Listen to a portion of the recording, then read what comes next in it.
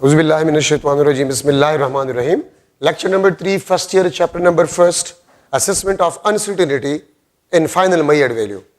Assessment of uncertainty in final Maillard value का मतलब ये है कि आप फाइनल Maillard value में टोटल अनसर्टेनिटी किस तरह मालूम करेंगे, रूल्स क्या है, उस रूल्स को हम पढ़ रहे हैं. फर्स्ट रूल आपके पास जो है that is addition and subtraction rule. Addition and subtraction rule. याद रखिए, हम सेम फिजिकल क्वांटिटीज को एड या सब्ट्रैक्ट कर सकते हैं. मास को आप मास के साथ ऐड कर सकते हैं, टाइम को आप टाइम के साथ ऐड कर सकते हैं, लेंथ को आप लेंथ के साथ ऐड कर सकते हैं. मास को आप टाइम के साथ ऐड नहीं कर सकते, लेंथ को आप टाइम के साथ ऐड नहीं कर सकते. आप डिफरेंट फिजिकल क्वांटिटीज को ऐड नहीं कर सकते. अगर मैं आपसे पूछूं कि 5 किलोग्राम प्लस 3 सेकंड्स, तो मैं इसको ऐड नहीं कर सकता. ये आपके पास 5 किलोग्राम प्लस 3 सेकंड ही होगा. तो डिफरेंट फिजिकल क्वांटिटीज को आप ऐड नहीं कर सकते.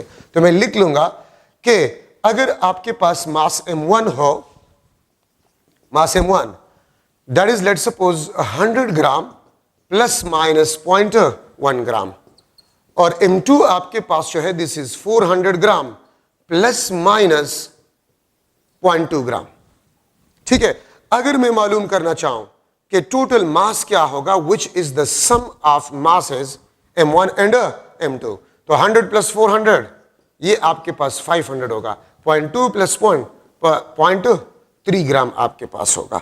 और अगर मैं आपसे पूछूं कि delta m which is equal to m2 minus m1, तो 400 minus 100 300 gram plus minus 0.3 gram. तो इस एग्जाम्पल से आपको ये मिल गया कि याद रखिए, अगर आप फिजिकल क्वांटिटीज को ऐड कर रहे हैं या सब्ट्रैक्ट कर रहे हैं, तो अनसर्टेनिटीज आप हमेशा क्या करेंगे, ऐड करेंगे. आप देखिए, इसमें भी अनसर्टेनिटी एडिशन, भी अनसर्टेनिटी 0.3 ग्राम और इसमें भी 0.3 ग्राम. तो एडिशन और सब्ट्रैक्शन रूल्स में आप अनसर्टेनिटी को ऐड करेंगे to get the uncertainty in a final Maillard value. ठीक है, आप अनसर्टेनिटी को ऐड करेंगे to get the final Maillard value. तो एडिशन और सब्ट्रैक्शन में आप अनसर्टेनिटी को ऐड करेंगे. ठीक है, तो रूल के मुताबिक से. ठीक है. अच्छा, आपके पास मल्टीप्लिकेशन सेकंड रूल है, multiplication and division rule. Multiplication and division rule. Adding percentage uncertainty, adding percentage uncertainties, adding percentage uncertainties, we will get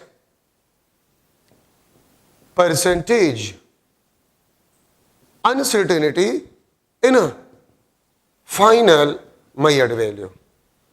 अगर आपके पास एक फार्मूले में प्रोडक्ट या डिवीजन हो, ठीक है, तो आप Maillard वैल्यूज को मल्टीप्लाई करें या डिवाइड करें, लेकिन अनसर्टेनिटीज के साथ आप क्या करेंगे, आप परसेंटेज अनसर्टेनिटी को मालूम करेंगे. और जब आप परसेंटेज अनसर्टेनिटी को मालूम करके ऐड करेंगे, तो आपके पास फाइनल Maillard वैल्यू में परसेंटेज अनसर्टेनिटी आपके पास आ जाएगा. ठीक है. एक बात स्टार्ट में मैंने नहीं कहा, तो आप यहां पर सुने. अगर फार्मूले में एडिशन हो तो Maillard वैल्यूज को ऐड करें. अगर फार्मूले में सब्ट्रैक्शन हो तो Maillard वैल्यूज को सब्ट्रैक्ट करें. अगर फार्मूले में प्रोडक्ट हो तो Maillard वैल्यूज को मल्टीप्लाई करें. अगर फार्मूले में डिवीजन हो तो Maillard वैल्यूज को डिवाइड करें. अगर फार्मूले में किसी पैरामीटर पे पावर हो तो आप Maillard वैल्यू का पावर निकाल लें. ठीक है. लेकिन अनसर्टेनिटीज को आप हमेशा क्या करेंगे, आप ऐड करेंगे. ठीक है. तो प्रोडक्ट और डिवीजन या मल्टीप्लिकेशन एंड डिवीजन रूल में हम परसेंटेज अनसर्टेनिटी को ऐड करेंगे, तो हमारे पास फाइनल Maillard वैल्यू में परसेंटेज अनसर्टेनिटी आपके पास आ जाएगा. ठीक है. अब यहां पर अगर मैं लू, यहां पर आपके पास है आई लेट सपोज आपके पास है 1 एम्पेयर प्लस माइनस 0.1 एम्पेयर. ठीक है. रेजिस्टेंस आपके पास है 100 ओहम और इसमें आपके पास 1 ओहम अनसर्टेनिटी है. और मैं अगर आपसे पूछूं कि वोल्टेज क्या होगा, what will be a voltage, तो ओहम्स लॉ के मुताबिक से V आपके पास है this is equal to IR. V is equal to IR. अब फार्मूले में आपके पास प्रोडक्ट है, फार्मूले में आपके पास क्या है, प्रोडक्ट है. तो हम मेजर्ड वैल्यू को मल्टीप्लाई करेंगे। ठीक है, मेजर्ड वैल्यू को हम मल्टीप्लाई करेंगे तो 100 multiply bye 1, 100 volt, plus minus. अब यहां पर अनसर्टेनिटी आपके पास क्या होगा, तो आप करंट में परसेंटेज अनसर्टेनिटी मालूम करें तो 0.1 डिवाइड बाय 1, इसमें आपके पास 10% परसेंटेज अनसर्टेनिटी आ जाएगा। अगर आप इसमें परसेंटेज अनसर्टेनिटी रेजिस्टेंस में मालूम करें, ये 1% आ जाएगा, तो इसमें आपके पास 11% परसेंटेज अनसर्टेनिटी आ गया। ठीक है, आप करंट में परसेंटेज अनसर्टेनिटी मालूम करें, रेजिस्टेंस में परसेंटेज अनसर्टेनिटी मालूम करें, ठीक है, और उसको आप ऐड कर जाए तो आपके पास वोल्टेज में परसेंटेज अनसर्टेनिटी आ जाएगा। और इसको मैं इस तरह भी लिख सकता हूं, 100 volt plus 11 divide by 100 multiply by 100 volt, तो ये आपके पास कैंसल, और 100 वोल्ट में 11 वोल्ट आपके पास अनसर्टेनिटी है। ठीक है, तो परसेंटेज अनसर्टेनिटी को आप फाइनल मेजर्ड वैल्यू के साथ मल्टीप्लाई करें तो आपके पास uncertainty in final measured value आ जाएगा। ठीक है, मैं यहां पर लिख लूंगा, uncertainty in final measured value is equal to percentage uncertainty in final measured value multiply by final measured value. Uncertainty in final measured value is equal to the product of percentage uncertainty in final measured value multiply by final measured value. ठीक है, जिस तरह मैंने यहां पर क्या किया, 11% तो 11 by 100 multiply by 100 volt, where 100 volt is ये फाइनल मेजर्ड वैल्यू है, ये percentage uncertainty in final measured value है। तो आप इसको इसके साथ मल्टीप्लाई करें, फाइनल मेजर्ड वैल्यू में अनसर्टेनिटी आ जाएगा। मैंने यहां पर ये काम मैंने यहीं पर कर लिया, यहां पर देखिए।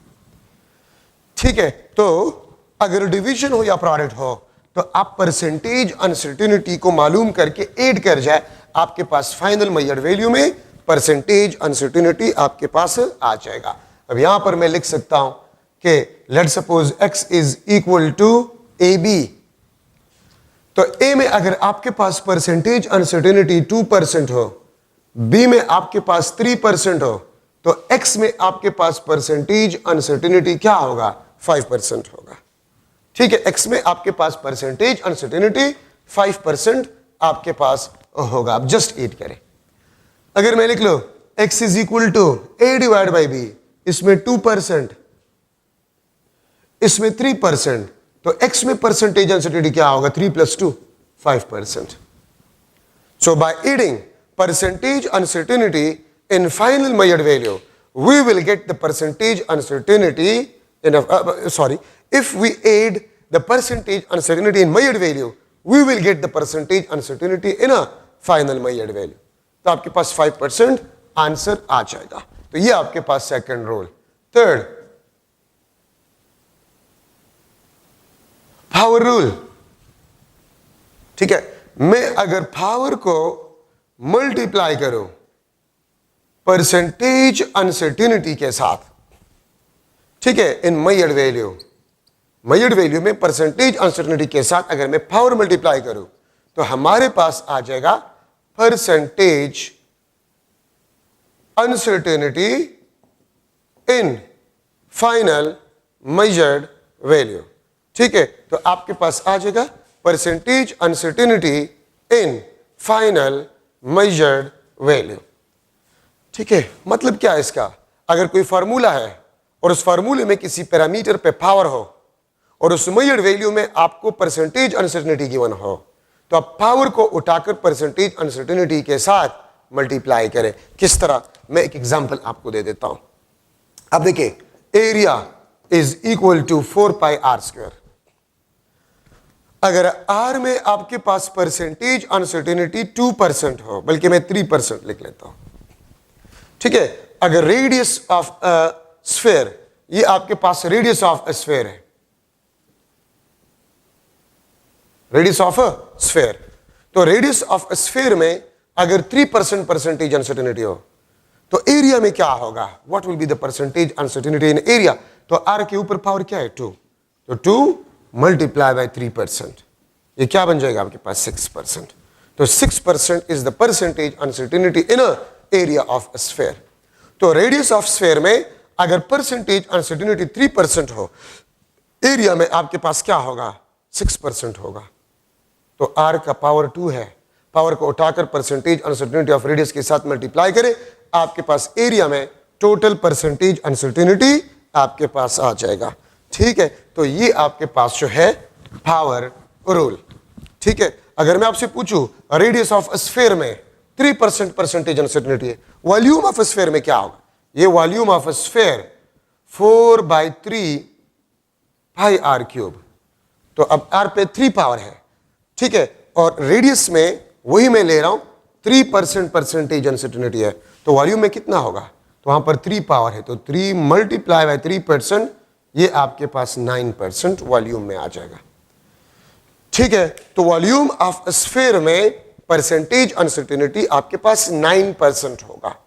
तो ये आपके पास पावर रूल है। अगर मैं लिख लो एक एमसीक्यू में लिख लो x is equal to AB³ divide by C। A में 2% परसेंटेज अनसर्टेनिटी है, B में 3% परसेंटेज अनसर्टेनिटी, बल्कि मैं 1% लिख लेता हूं इसमें। ठीक है, और C में 3% में ले लेता हूं। तो आप ये बताएं the percentage uncertainty in x will be equal to dash. ठीक है, x में परसेंटेज अनसर्टेनिटी आपके पास क्या होगा? ठीक है, तो आपके पास 6%, बी ऑप्शन आपके पास जो है 3%, सी ऑप्शन आपके पास जो है 8%, और डी आपके पास जो है दैट इज 1%। तो आंसर आपके पास क्या? ये देखिए, ए में 2% है, तो 2% प्लस बी में कितने 1, लेकिन बी का पावर क्या है 3, तो 3 मल्टीप्लाई बाय 1% प्लस 3%।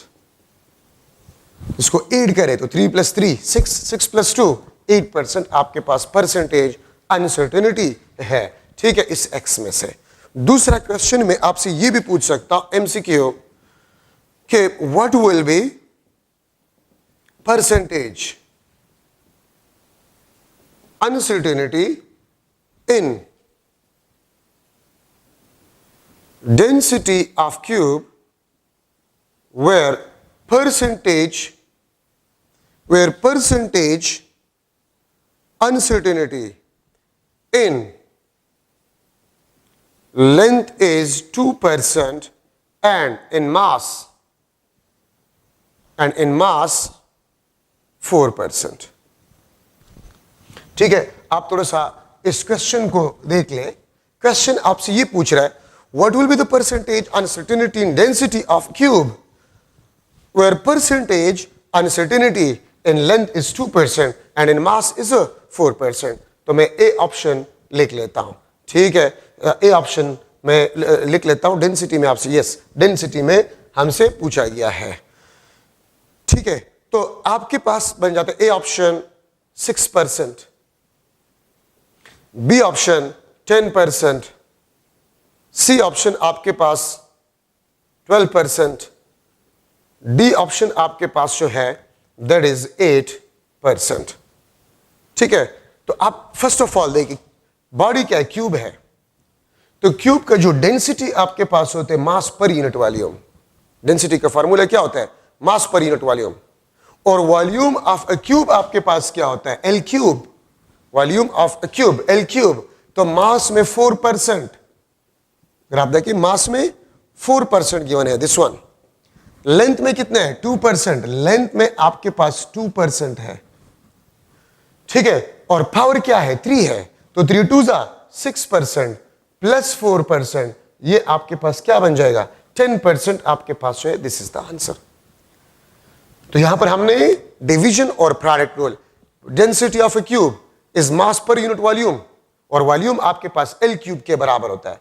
मास में 4% परसेंटेज अनसर्टेनिटी है, और लेंथ में आपके पास क्या है? 2% है, लेकिन लेंथ पे क्यूब है, 3 पावर है, तो 3 2 6, 6 + 4 10% आपके पास जो है percentage uncertainty in a density आपके पास होगा।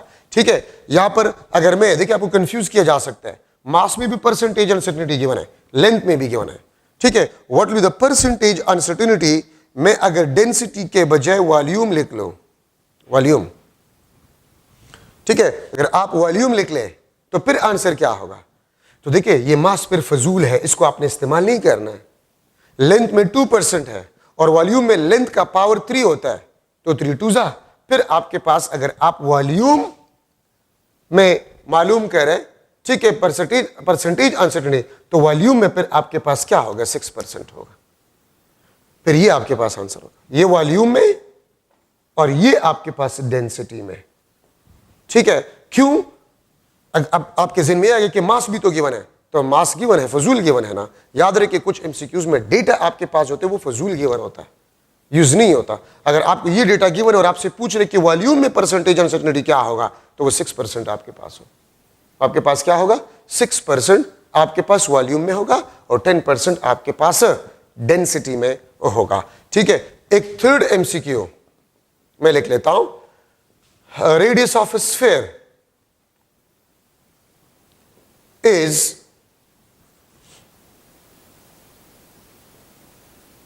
.25 सेंटीमीटर। ठीक है, radius of a sphere is 0.25 centimetre. Percentage uncertainty, percentage uncertainty in mass of sphere is 2%, is a 2%। Then मैं आपसे कितने क्वेश्चन कर सकता हूं? First question, percentage uncertainty in radius, ये एक क्वेश्चन। Then percentage uncertainty in radius. Second question, percentage uncertainty in a area. Third question, percentage uncertainty in volume. Fourth question, percentage uncertainty in density of sphere. ठीक है, ये आपके पास एक और MCQs, third number MCQ है आपके पास। This is MCQ number third number MCQ है। रेडियस ऑफ स्फीयर आपको दिया गया है। ठीक है, radius of sphere is 0.25 centimetre. ठीक है, अगर आपके पास रेडियस ऑफ स्फीयर में 0.2% परसेंटेज अनसर्टेनिटी है, सही है, तो आपके पास परसेंटेज अनसर्टेनिटी इन रेडियस क्या होगा, परसेंटेज अनसर्टेनिटी इन एरिया क्या होगा, परसेंटेज अनसर्टेनिटी इन वॉल्यूम क्या होगा, परसेंटेज अनसर्टेनिटी इन डेंसिटी क्या होगा। ठीक है, तो 4 क्वेश्चंस है, 1 2 3 4, 4 क्वेश्चंस आपसे पूछे जा सकते हैं। ठीक है, तो देखिए अब यहां पर एक कंफ्यूजन है, और वो कंफ्यूजन क्या है? अगर आप लोग देखें तो रेडियस में तो 0.25 सेंटीमीटर गिवन है, और मुझे तो रेडियस में अनसर्टेनिटी और एरर गिवन नहीं है, तो मैं क्या करूंगा? क्योंकि परसेंटेज अनसर्टेनिटी के लिए, परसेंटेज अनसर्टेनिटी इन रेडियस, इसके लिए तो जरूरी है अनसर्टेनिटी या error divide by measured value, multiply by 100%, multiply by 100%। Percentage uncertainty in radius, this is equal to uncertainty divide by measured value multiply by 100%। तो अगर आप इस एमसीक्यू को देखें तो इसमें तो मेजर्ड वैल्यू गिवन है, अनसर्टेनिटी गिवन नहीं है, एरर गिवन नहीं है, तो फिर मैं परसेंटेज को किस तरह मालूम कर सकता हूं? तो याद रखिए, अगर आपको एरर गिवन नहीं है, आपको अनसर्टेनिटी गिवन नहीं है, तो फिर आप गिवन डेटा से अंदाजा लगाएंगे कि कौन सा डिवाइस इस्तेमाल हुआ है। तो देखिए सेंटीमीटर में 2 डेसिमल प्लेसेस है, तो अगर सेंटीमीटर में 2 डेसिमल प्लेसेस है तो इसका मतलब ये कि वर्नियर कैलिपर से ये मेजर्ड है। तो अब देखिए आपके पास आ जाएगा 0.01 डिवाइड बाय 0.25 मल्टीप्लाई बाय 100%, और अगर आप इसको करें तो 4% आ जाएगा। अगर आपको एरर और अनसर्टेनिटी गिवन ना हो, आपको एरर और अनसर्टेनिटी गिवन ना हो, तो फिर आप मेजर्ड वैल्यू के डेटा से, आप मेजर्ड वैल्यू के डेटा से अंदाजा लगा लें, ठीक है, कि कौन सा डिवाइस इस्तेमाल हो गया है, कौन सा डिवाइस इस्तेमाल हो गया है। ठीक है, तो उस डिवाइस डेटा से आपको पता चले कि कौन सा डिवाइस है।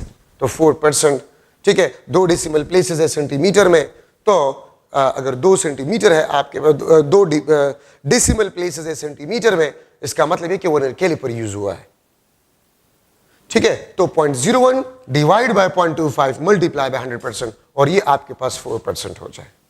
आपके पास क्या हो जाएगा? 4% आपके पास आंसर हो जाएगा। अच्छा, तो रेडियस का आंसर, फर्स्ट क्वेश्चन रेडियस, ठीक है, रेडियस में 4% है। Area of sphere 4 pi r square, तो आर पे 2 है, 2 4 जा 8। एरिया में एरिया आपके पास जो है, ये फर्स्ट, ये सेकंड, तो सेकंड में एरिया में 8%।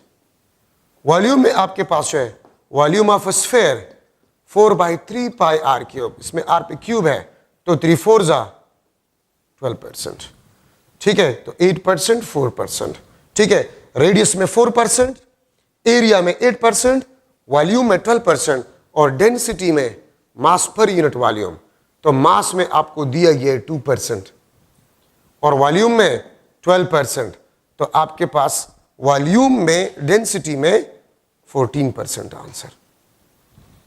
डेंसिटी में आपके पास 14% आंसर आपके पास आ गया, ठीक है। तो these are some model MCQs in the power rule, ठीक है। पावर रूल में आपके पास ये कुछ मॉडल एमसीक्यूज है, ठीक है। रेडियस ऑफ स्फीयर में ये, तो जब आपको अनसर्टेनिटी गिवन नहीं हो तो फिर आप डेसिमल प्लेसेस से अंदाजा लगाएंगे कि कौन सा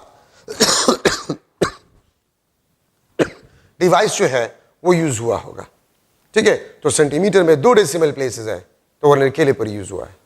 अगर सेंटीमीटर में 1 डेसिमल प्लेस है तो रूलर, अगर सेंटीमीटर में 3 डेसिमल प्लेसेस है तो स्क्रू गेज। तो उससे आप अंदाजा लगाएंगे और आप सॉल्व करेंगे कि आपके पास क्वेश्चन जो आपसे पूछे गए उसका आंसर क्या होगा।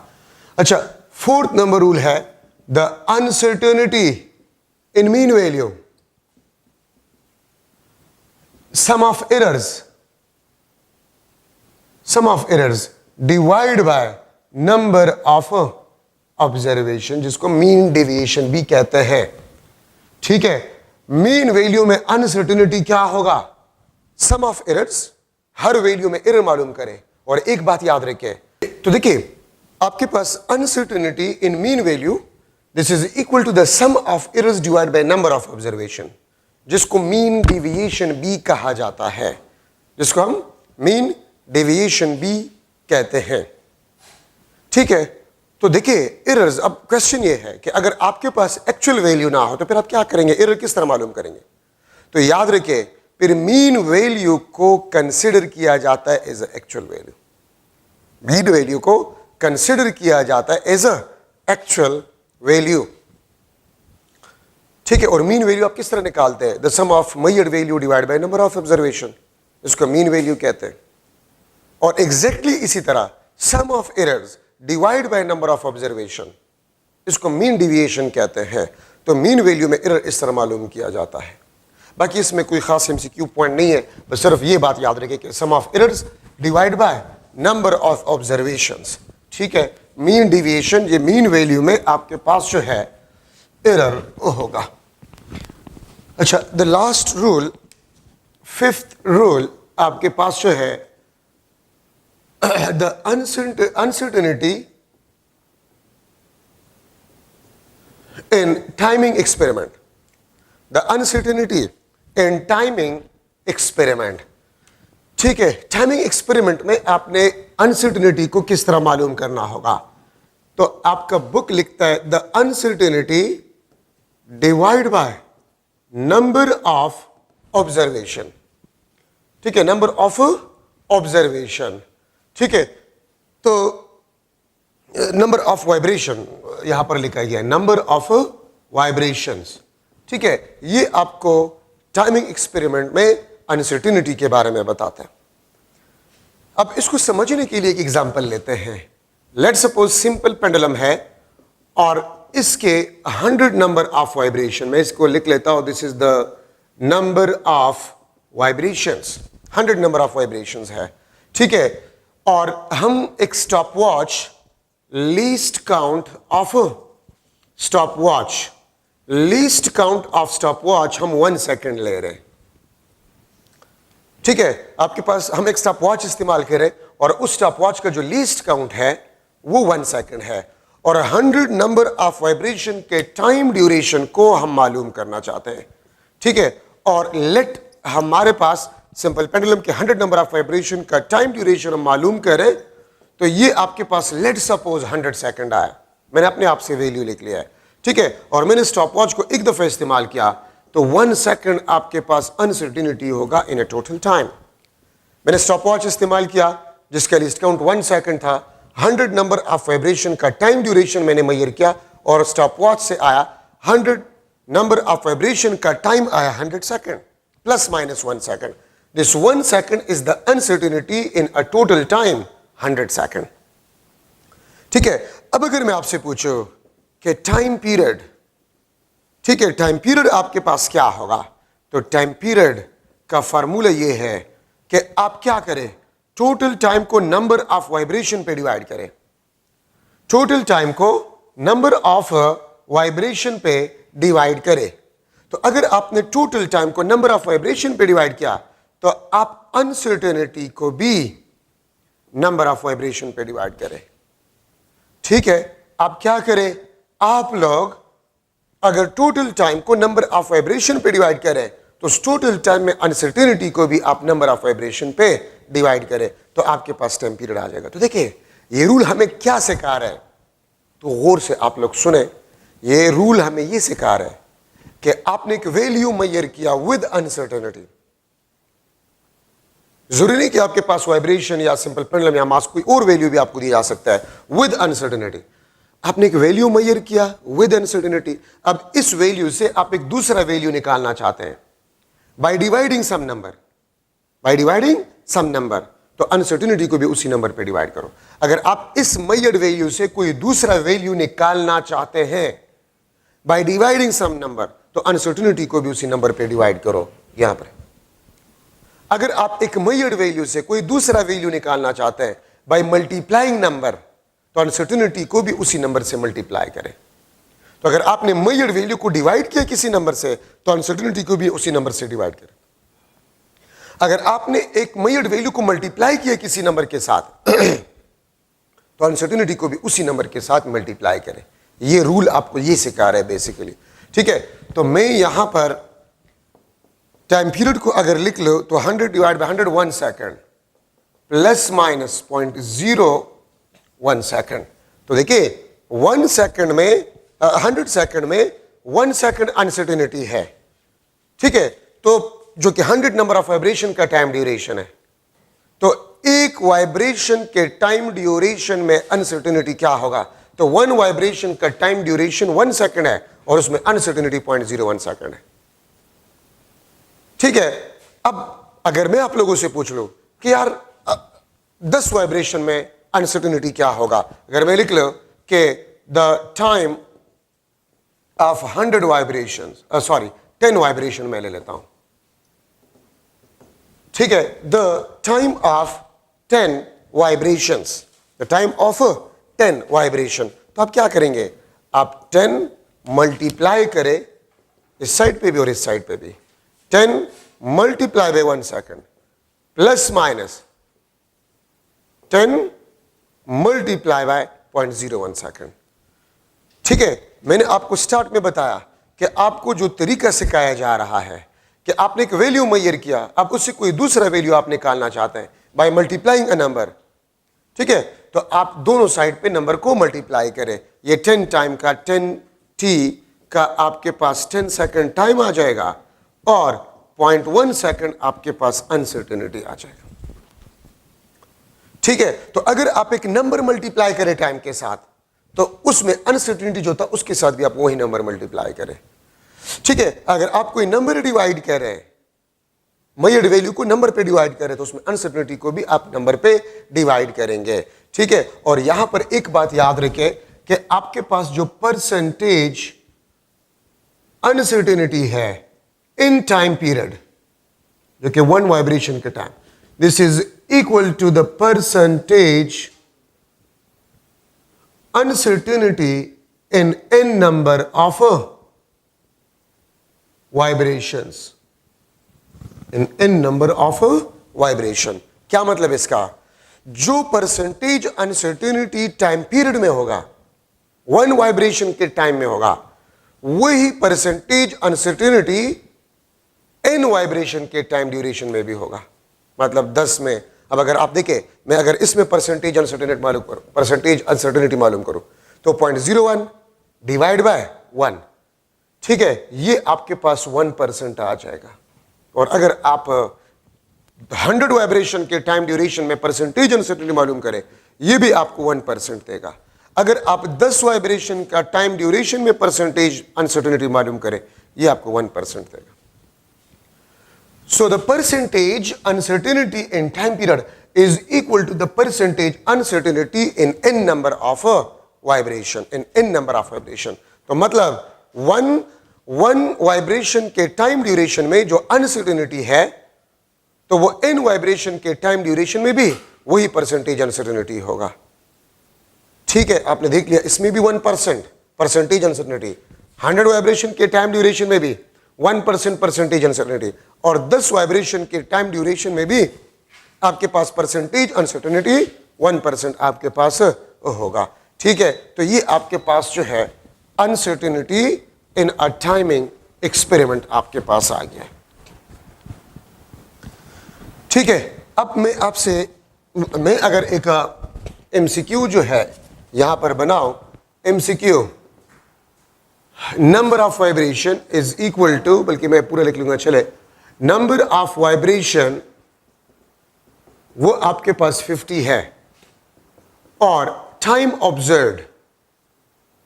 Observed is equal to 100 second plus minus, बल्कि मैं ये नहीं लिखता, 100 second measured from stopwatch which is precise up to 1 second। एक बात याद रखिए, प्रिसाइज अप टू या accurate up to least count को ही रिप्रेजेंट करता है। प्रिसाइज अप टू या एक्यूरेट अप टू, ये लिस्ट काउंट को रिप्रेजेंट करता है। which is precise up to 1 second, then मैं आपसे देखिए कितनी क्वेश्चन कर सकता हूं। Number first, uncertainty in time will be equal to dash। second question, uncertainty in time period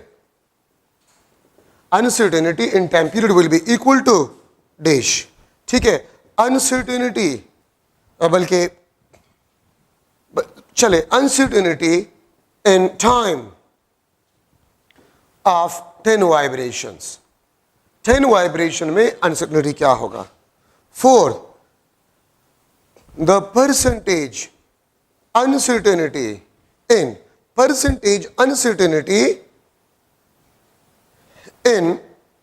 time period में आपके पास परसेंटेज अनसर्टेनिटी क्या होगा। ये मुख्तलिफ क्वेश्चंस में आपसे पूछ सकता हूं।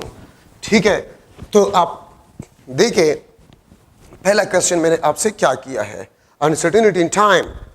तो देखिए, आपका स्टॉप वॉच जो है which is precise up to 1 second, तो आपके पास ये क्या बन जाएगा, uncertainty in time is 1 second. Uncertainty in time period, तो देखिए 50 वाइब्रेशन है आपके पास, तो मैं लिख लूंगा t is equal to 100 second plus minus 1 second. ये आपके पास 50 नंबर ऑफ वाइब्रेशन का टाइम ड्यूरेशन है। अगर मैं टाइम पीरियड मालूम करना चाहता हूं, तो 100 सेकेंड को भी 50 पे डिवाइड करें और 1 सेकेंड को भी 50 पे डिवाइड करें, तो टाइम पीरियड आपके पास 2 सेकेंड प्लस माइनस 0.2 सेकेंड। ठीक है, आपके पास 1 तो 100.02 सेकेंड आते हैं मेरे ख्याल में। ठीक है, 1 इंटू 50.0 तो 0, ये 0.02 सेकेंड आपके पास आ जाए। ठीक है, ये आपके पास टाइम पीरियड है। तो देखिए, ये 1 सेकेंड टाइम में, मैंने आपसे टाइम में अनसर्टेनिटी का पूछा है, टाइम पीरियड में नहीं। 1 सेकेंड अनसर्टेनिटी, टाइम पीरियड में मैं अगर आपसे अनसर्टेनिटी का पूछूं टाइम पीरियड में, तो वो 0.02 सेकेंड है, वो 0.02 सेकेंड है टाइम पीरियड में। 10 वाइब्रेशन, तो आप 10 को टाइम पीरियड में अनसर्टेनिटी के साथ मल्टीप्लाई करें। ठीक है, तो ये आपके पास बन जाएगा 10 मल्टीप्लाई बाय 0.02। अगर आप इसको मल्टीप्लाई करें तो आपके पास 10 वाइब्रेशन। अगर 20 वाइब्रेशन हो 20 मल्टीप्लाई बाय 0.02 सेकेंड। अगर 5 वाइब्रेशन हो 5 मल्टीप्लाई बाय 0.02 सेकेंड। ठीक है, ये आपके पास 10 वाइब्रेशन में अनसर्टेनिटी आपके पास आ गया है। परसेंटेज अनसर्टेनिटी, तो आप या तो टाइम पीरियड में परसेंटेज अनसर्टेनिटी मालूम करें या आप उसमें मालूम करें। ठीक है, तो ये आपको बता रहे कि 1% टाइम में भी परसेंटेज अनसर्टेनिटी होगा और 1% आपके पास टाइम पीरियड में भी परसेंटेज अनसर्टेनिटी आपके पास होगा। ठीक है, तो ये आपके पास जो है एक मॉडल एमसीक्यू है ये टाइमिंग एक्सपेरिमेंट में। और मैंने आपको स्टार्ट में बताया कि ये आपको ऐसे तरीका सिखा रहा है, ठीक है, कि आप नंबर आप मतलब अगर एक वैल्यू से कोई दूसरा वैल्यू निकालना चाहते बाय डिवाइडिंग अ नंबर, तो अनसर्टेनिटी को भी उसी नंबर पे डिवाइड करें। ठीक है, अगर आप एक मेजर्ड वैल्यू से कोई दूसरा वैल्यू निकालना चाहते हैं बाय मल्टीप्लाइंग अ नंबर, तो अनसर्टेनिटी को भी आप मल्टीप्लाई करें एक नंबर के साथ। अब अगर मैं एक एमसीक्यू जो है बनाऊं, ये आपके पास 4 आइडेंटिकल स्फीयर्स है। ठीक है, ये आपके पास 4 आइडेंटिकल स्फीयर है। मैं इसको अगर लिख लूं L1 is equal to 10.0 centimetre. ठीक है, और ये आपके पास यहां तक जो है, यहां तक L2 आपके पास जो है दिस इज 50.0 सेंटीमीटर। ठीक है, और ये आपके पास 4 आइडेंटिकल स्फीयर्स है। 4 आइडेंटिकल स्फीयर्स है, तो मैं आपसे पूछ सकता हूं then uncertainty in diameter of each sphere will be dash, then uncertainty in diameter of each sphere will be dash। ये फिगर में आप देखिए 4 आइडेंटिकल स्फीयर्स है, L1 10 centimetre, L2 50.0 centimetre, 4 identical spheres है, तो डायमीटर में आपके पास अनसर्टेनिटी जो है वो क्या होगा। ठीक है, तो मैं यहां पर लिख लेता हूं 1 divide by 20 centimetre, 0.2 centimetre, 0.1 centimetre, और डी ऑप्शन आपके पास जो है 1 डिवाइड बाय 40 सेंटीमीटर। ठीक है, तो ये आपके पास मुख्तलिफ ऑप्शन है। एक डायमीटर, तो आप क्या करेंगे आप लोग, ये देखिए ये लेंथ कितना है 50.0, तो आप क्या करेंगे, आप सबसे पहले इस लेंथ को मालूम करेंगे, दिस इज L, और ये L किस चीज के बराबर है 4 टाइम्स ऑफ अ डायमीटर, ये 4 स्फीयर्स का डायमीटर है। तो L आप देखें 50, इससे अगर आप ये निकाल लें तो ये 4D आपके पास आ जाएगा। तो 50.0 सेंटीमीटर प्लस माइनस 10.0 सेंटीमीटर, तो आपके पास L जो कि 4D के बराबर है, L जो कि 4D के बराबर है, ये 40.0 सेंटीमीटर आपके पास बन जाएगा। अब अगर ये 40.0 सेंटीमीटर बन गया, इसमें अनसर्टेनिटी क्या होगा, इस 40 सेंटीमीटर में अनसर्टेनिटी जो है वो क्या होगी, ये माइनस है 50 माइनस 10, तो 40 आपके पास आ गया है। अब इस 40 सेंटीमीटर में अनसर्टेनिटी क्या होगा, तो देखिए हमने L2 और L1 को सब्ट्रैक्ट किया, और एडिशन और सब्ट्रैक्शन रूल में हमने क्या पढ़ा कि अनसर्टेनिटी को हम ऐड करते हैं। तो अगर आपको इसमें अनसर्टेनिटी गिवन ना हो तो इस डेसिमल प्लेस से आप अंदाजा लगा सकते हैं कि इसमें अनसर्टेनिटी आपके पास क्या है 0.1 सेंटीमीटर, रूलर से यूज किया गया है। अगर इसमें अनसर्टेनिटी गिवन नहीं है तो प्लस माइनस 0.1 सेंटीमीटर, और हमने 50 माइनस 10 40, तो 0.1 और 0.1 ऐड करें 0.2 centimetre, because uncertainty is always added. ठीक है, अब मैं डायमीटर मालूम करना चाहता हूं, तो 40.0 सेंटीमीटर को भी 4 पे डिवाइड करें और 0.2 सेंटीमीटर को भी आप 4 पे डिवाइड करें, 0.2 को भी आप 4 पे डिवाइड करें। ठीक है, तो ये आपके पास डायमीटर में, डायमीटर आ गया 10.0 centimetre plus minus 1 divide by 20 centimetre, तो डायमीटर में 1 डिवाइड बाय 20 सेंटीमीटर अनसर्टेनिटी है। और अगर मैं आपसे ये पूछूं कि रेडियस में अनसर्टेनिटी क्या होगा, रेडियस में, तो इसको फर्दर हाफ करें, क्योंकि डायमीटर आपके पास किस रेडियस आपके पास किस चीज के बराबर होता है, d/2, तो ±1 डिवाइड बाई 20 सेंटीमीटर, ठीक है, डिवाइड बाय 2, ठीक है, ये आपके पास रेडियस में अनसर्टेनिटी आ जाएगा। तो देखिए अब ये तो वाइब्रेशन वाली बात नहीं है, मैंने कहा ये L2 है, ये L1 है। मैंने आपसे क्वेश्चन पूछा कि ईच स्फीयर के डायमीटर में अनसर्टेनिटी क्या होगा, ठीक है, तो आप इस लेंथ से इसको सब्ट्रैक्ट करेंगे, आपके पास ये आ जाएगा 4D, ठीक है, और पे 4 पे डिवाइड करें तो आपके पास डायमीटर आ जाएगा। और अनसर्टेनिटी किस तरह कैलकुलेट किया जाता है वो मैंने कैलकुलेट कर लिया, ठीक है। तो मैं लास्ट में फिर यही बात आपको बता रहा हूं कि टाइमिंग एक्सपेरिमेंट आपको ये बता रहा है कि अगर आप एक मेजर्ड वैल्यू से कोई दूसरा वैल्यू निकाल रहे हैं बाय डिवाइडिंग सम नंबर, तो अनसर्टेनिटी को भी उसी नंबर पे डिवाइड करो। अगर आप एक नंबर को मल्टीप्लाई करें तो अनसर्टेनिटी को भी नंबर से मल्टीप्लाई करें। ये आपको बेसिकली ये रूल सिखा रहा है, ठीक है। तो ये आपके पास एक मॉडल एमसीक्यू जो कि टाइमिंग एक्सपेरिमेंट पे ही बना हुआ है। सो ये आपके पास assessment of uncertainty in final measured value. आप एमसीक्यूज ट्राई करें, इंशाल्लाह आपको कोई प्रॉब्लम नहीं होगा, ठीक है। अच्छा, अब यहां पर हम स्टार्ट करें प्रिसीजन। प्रिसीजन का मतलब होता है द कंसिस्टेंसी और क्लोजनेस बिटवीन मेजर्ड वैल्यूज, ठीक है। और हम लिख सकते हैं the magnitude of error in measured value. The magnitude of error in measured value, इसको भी हम प्रिसीजन कहते हैं। कंसिस्टेंसी या क्लोजनेस, यहां पर मैं लिख लेता हूं आसानी के लिए, ऐसा कोई रिलेशन नहीं है लेकिन स्टूडेंट्स के आसानी के लिए मैं लिख रहा हूं। Precision is inversely proportional to the least count of a device, to the least count of a device. Precision is inversely proportional to the least count of a device. अगर लीस्ट काउंट कम है precision ज्यादा होगा। अब मेरे पास ruler है, vernier calliper है, स्क्रू गेज है, तो इसमें प्रिसीजन कौन किसका ज्यादा होगा? स्क्रू गेज का प्रिसीजन ज्यादा है। और अगर ruler, vernier calliper, screw gauge और माइकलसन इंटरफेरोमीटर, तो माइकलसन इंटरफेरोमीटर का प्रिसीजन सबसे ज्यादा है क्योंकि वो विजिबल लाइट के वेवलेंथ को भी मेजर कर सकता है। तो magnitude of error and the consistency और क्लोजनेस बिटवीन मेजर्ड वैल्यू, ठीक है। Precision is inversely proportional to the least count. तो अगर आपको मुख्तलिफ डिवाइसेस गिवन है, कौन सा ज्यादा प्रिसाइज है? जिसका लिस्ट काउंट कम होगा। और एक और important relation, precision is directly proportional to the number of decimal places. आप देखें ना, 0.1 centimetre, 0.01 centimetre, 0.001 centimetre. So this is more precise,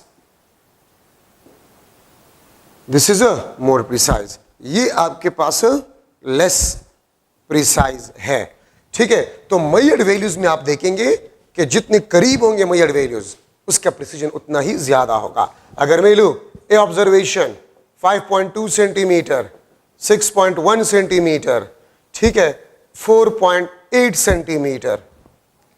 दूसरे ऑब्जर्वेशन है बी 6.2 सेंटीमीटर, 6.1 सेंटीमीटर, 6.3 सेंटीमीटर। तो आप अगर डिफरेंस निकालें, लेकिन इसमें डिफरेंस ज्यादा है, इन वैल्यूज में डिफरेंस ज्यादा है, लेस प्रिसाइज। इसमें डिफरेंस कम है, मोर प्रिसाइज, मोर प्रिसाइज आपके पास है। तो कंसिस्टेंसी को हम देखते हैं, आप जो वैल्यूज एक दूसरे के ज्यादा करीब है, डिफरेंस उसमें कम है, कंसिस्टेंसी ज्यादा है, क्लोजनेस ज्यादा है, इसका मतलब प्रिसीजन ज्यादा है। तो जो वैल्यूज बहुत ज्यादा करीब हो, डिफरेंसेस कम हो, मोर प्रिसाइज, डिफरेंसेस ज्यादा हो, लेस प्रिसाइज, ठीक है। तो ये दो रिलेशन आपको बहुत कुछ बताएगा। अगर मैं लिख लो कि 5.1 सेंटीमीटर, 5.12 सेंटीमीटर, 5.13 सेंटीमीटर, ठीक है, इसमें आप मुझे बताएं 134 सेंटीमीटर, इसमें आप मुझे बताएं कौन सा ज्यादा प्रिसाइज है? तो इसमें 3 डेसिमल प्लेसेस है, इसमें 2 डेसिमल प्लेसेस में 1 डेसिमल प्लेसेस है। सो दिस इज मोर प्रिसाइज। तो नंबर ऑफ डेसिमल प्लेसेस अगर ज्यादा है तो प्रिसीजन ज्यादा होगा, नंबर ऑफ डेसिमल प्लेसेस अगर कम है तो प्रिसीजन कम होगा, ठीक है। तो प्रिसीजन आपके पास जो है मेजर्ड वैल्यू के दरमियान अगर डिफरेंसेस कम है प्रिसीजन ज्यादा होगा, और अगर मेजर्ड वैल्यूज के दरमियान डिफरेंसेस ज्यादा है तो प्रिसीजन कम होगा। ठीक है, ये बात याद रखिए। Accuracy the closeness of measured value with actual value.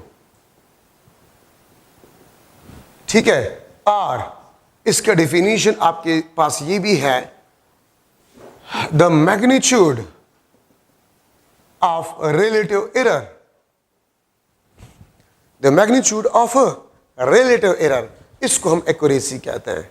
The magnitude of relative error is known as accuracy. देखिए, प्रिसीजन में हम मेजर्ड वैल्यूज के दरमियान क्लोजनेस देखते हैं, एक दूसरे मेजर्ड वैल्यूज के दरमियान हम क्लोजनेस देखते हैं, और एक्यूरेसी में हम मेजर्ड वैल्यू का क्लोजनेस एक्चुअल वैल्यू के साथ देखते हैं। ठीक है, देखिए प्रिसीजन में हम क्लोजनेस एक्चुअल का कोई जिक्र ही हम नहीं करते, अगर वैल्यूज एक्चुअल है या नहीं उससे हमारा कोई काम नहीं है, लेकिन एक दूसरे के साथ कितने क्लोज है मेजर्ड वैल्यू वो प्रिसीजन कहलाता है। लेकिन एक्यूरेसी में मेजर्ड वैल्यू एक्चुअल वैल्यू के कितने करीब है उसको हम एक्यूरेसी कहते हैं। ठीक है, और यहां पर मैं लिख सकता हूं accuracy is inversely proportional to the relative error. ठीक है, या मैं इस तरह भी लिख सकता हूं accuracy is inversely proportional to error divide by measured value, या accuracy is directly proportional to the ratio of measured value and error.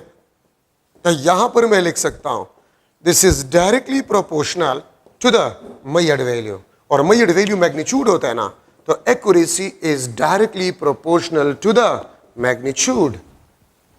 ठीक है, लेकिन इसके लिए if the error is kept constant. देखिए, अगर आप मुझसे पूछ ले कि रिलेटिव एरर का मतलब क्या होता है, तो रिलेटिव एरर का मतलब होता है the error in unit quantity measured. मैं स्टूडेंट्स को एक सिंपल मिसाल देता हूं कि क्लास में 100 स्टूडेंट्स हैं, क्लास में 100 स्टूडेंट्स हैं। ठीक है, और हर एक स्टूडेंट के पास जो पॉकेट मनी है, हर एक स्टूडेंट के पास जो पॉकेट मनी है, उसके पॉकेट मनी में एक एक रुपए की अनसर्टेनिटी है, तो पर स्टूडेंट अनसर्टेनिटी 1 रुपीज का है, और 100 स्टूडेंट्स है तो टोटल अनसर्टेनिटी कितना होगा? Total uncertainty 100 rupees. तो फ्रैक्शनल मींस पर स्टूडेंट अनसर्टेनिटी। फ्रैक्शनल या रिलेटिव अनसर्टेनिटी का मतलब क्या होता है? पर स्टूडेंट अनसर्टेनिटी।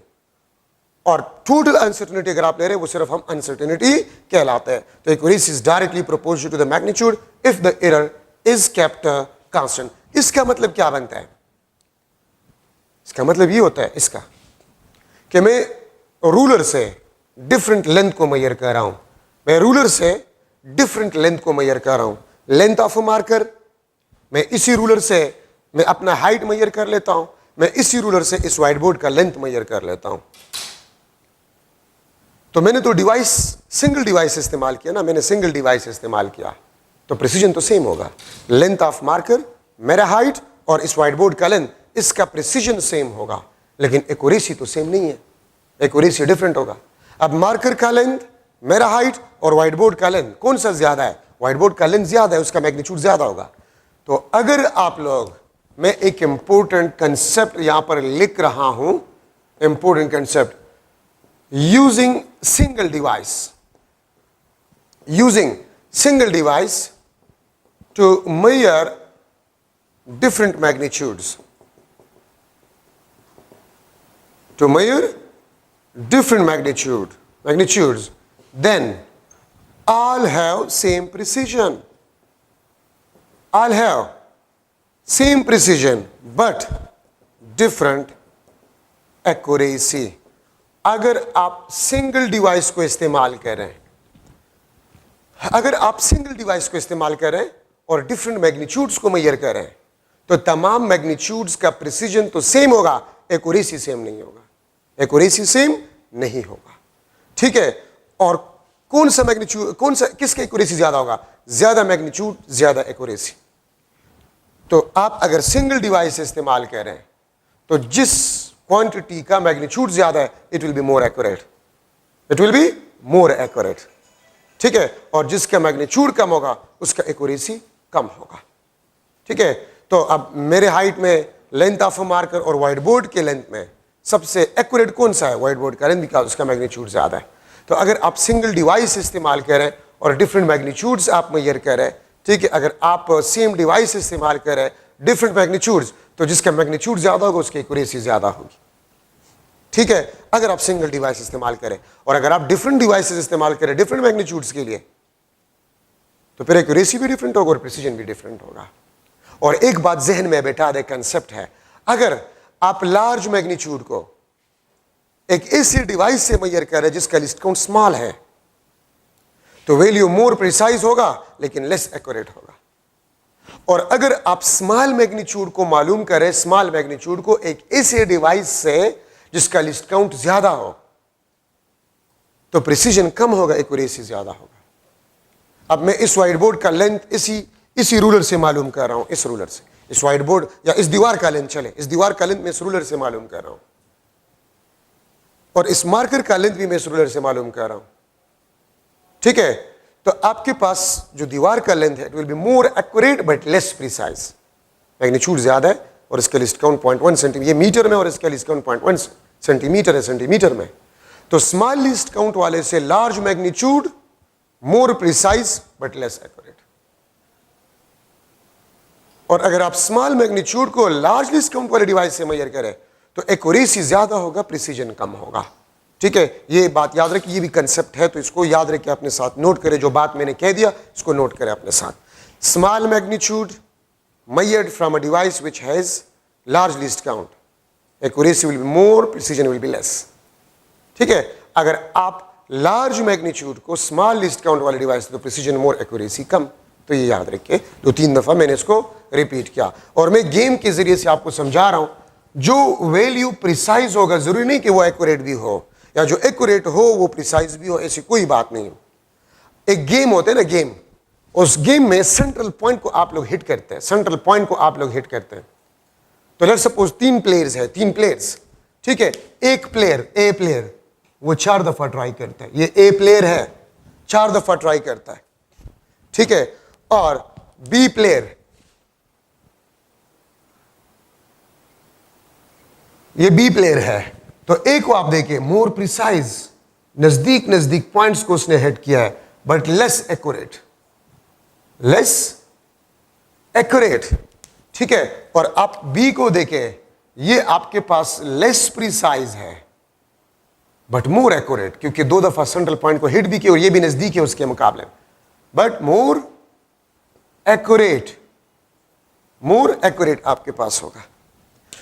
ठीक है, अब अगर मैं आपसे पूछूं कि MCQ L1 is equal to 10.0 centimetre and L2 आपके पास 120.0 सेंटीमीटर,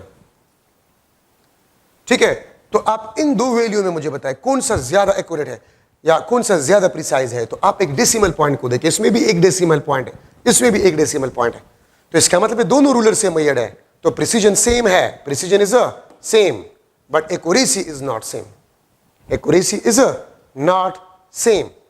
ठीक है, अब L2 आपके पास होगा, इट इज मोर एक्यूरेट, ठीक है। L1 and L2 single device, ये एक डेसिमल प्लेस आपको बता रहा है कि हमने सिंगल डिवाइस इस्तेमाल किया है, तो L1 और L2 आपके पास है सेम प्रिसीजन, प्रिसीजन सेम है दोनों का, एक्यूरेसी आपके पास जो है वो डिफरेंट है।